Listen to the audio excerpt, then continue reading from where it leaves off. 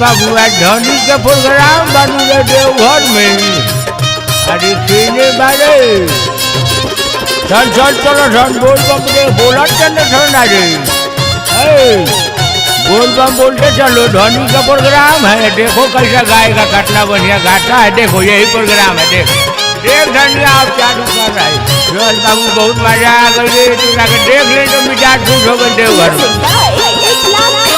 रिम झिम बरसे बदरिया बड़ी मन भावन हो। रिम झिम बरसे बदरिया बड़ी मन भावन हो कि देवघर चल दिहले भोला के कमरिया तो चढ़ी गई सावन हो। देवघर चल दिहले भोला के कमरिया तो चढ़ी गई सावन हो। रिम झिम बरसे बदरिया बड़ी मन भावन हो कि देवघर चल दिहले भोला के कमरिया तो चढ़ी गई सावन हो। देवघर चल दिहले भोला के कमरिया तो चढ़ी गई सावन हो। देवघर चल दिहले भोला के कमरिया तो चढ़ी गई सावन हो। रावण चढ़ गया तो तुमको क्या लग रहा है। सब लोग तो जाइबे करेगा देवघर धाम। ऐसा पावन धाम दोबारा है घरे। एक साल लग जाता है आने में। हमार बुढ़िया बड़ा परेशान भैया की ना जाई तो भेंट बड़ा बवाले वो हमारे साइड होकर चलो रे। रोड में जाम है गाड़ी वाले मास्टर साइड कर गाड़ी साइड चलाओ नहीं तो मार अगर जाता है वो कबाड़ काट फूट जाएगा।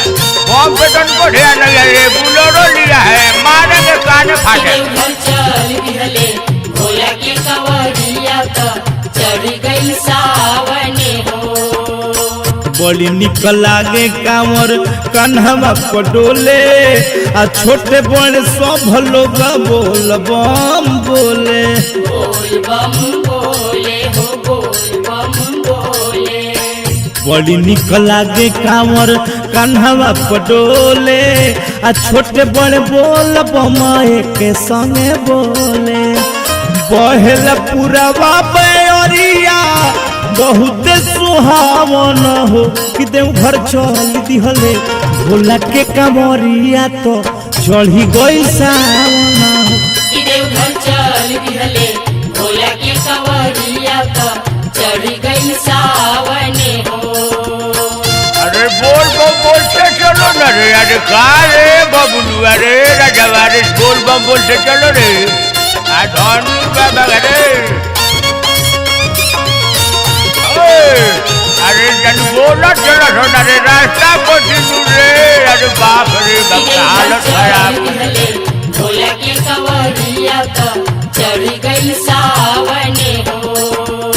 केहू चले हाली हाली केहू ठुमुक के पियले गजेरी दल गाजा रुक रुक के।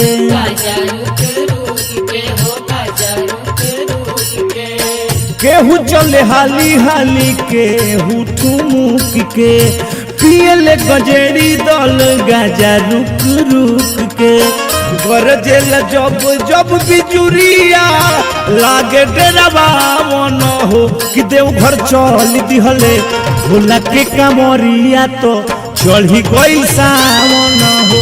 देवघर चल दिहले भोला के कमरिया तो चढ़ी गई सावन हो।